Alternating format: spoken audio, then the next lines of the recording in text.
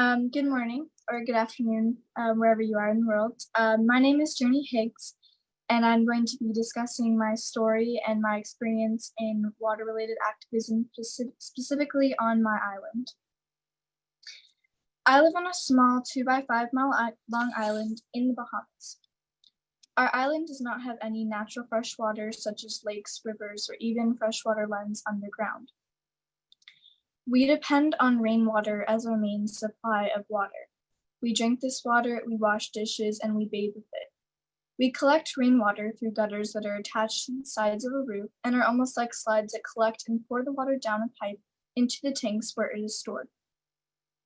Every home on the island, which is close to about 600, are built with rain gutters and storage tanks. However, it can be a struggle depending on rain as we run low on water sometimes when there's not much of it. In this case, we have to buy water.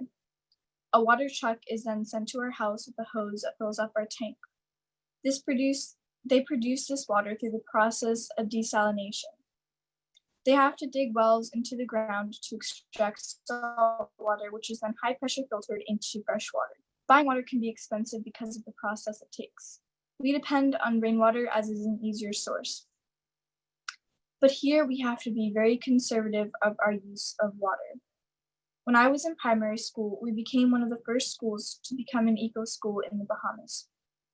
While we did many environmental practices, we always faced a water usage problem. We would run out of water. In a school with many kids, this can be very difficult as we need it to wash hands, to flush toilets, and to drink. We then came up with many different ways to conserve our water better. This included collecting water in a barrel from our AC unit. This water was not safe to drink, so we used it to water our school's garden instead of letting it go to waste. We used rocks in our toilet tanks to displace and reduce the amount of water used when flushed. We also cut our drain pipes and piped them to grass areas on the campus to help them stay green. All of these efforts help conserve our usage of water. This allowed us to have more drinking water. It was very inspiring to me and made me want to practice the same at home and get others involved. From a very young age, I was taught about the importance of water conservation. This included taking shorter showers and turning off the water when brushing my teeth or washing dishes. When I started high school, I became involved in the Eco Club there and further developed my knowledge on the importance of water activism. Water collection around the world is a vital topic because we depend on water to live. It's important to understand the environment that you live in so you can seek the best way to acquire water. While desalination is a way that we can access water, it can be expensive and may not work in different regions of the world. It depends on electricity and burns fossil fuels, which then adds to the growing climate concern. Where I live, collecting rainwater is a sustainable and affordable way of getting drinkable water. The only continued cost is maintenance, such as filters, pipes, gutters, and repairs. However, not all islands in the Bahamas depend on collecting rainwater. On larger islands, they can dig wells to have fresh water. The two most important things that I've learned are that we need to be conservative because our water can run out, and we need to keep our environment clean so that our drinking water is safe.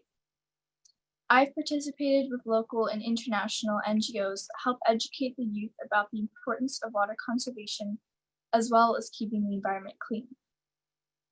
I was taught ways I can reduce pollution that can harm our water supply, and in turn, I have worked with younger kids to help them understand as well. My activism is education and conservation through environmentally sustainable practices. I will continue in my ways, and I will strive to educate others about the importance of water. Water is a basic necessity that we need to live and survive, and it's important that we conserve it. I hope my story about water on my island has inspired you all to either begin or continue with your own water activism. Thank you.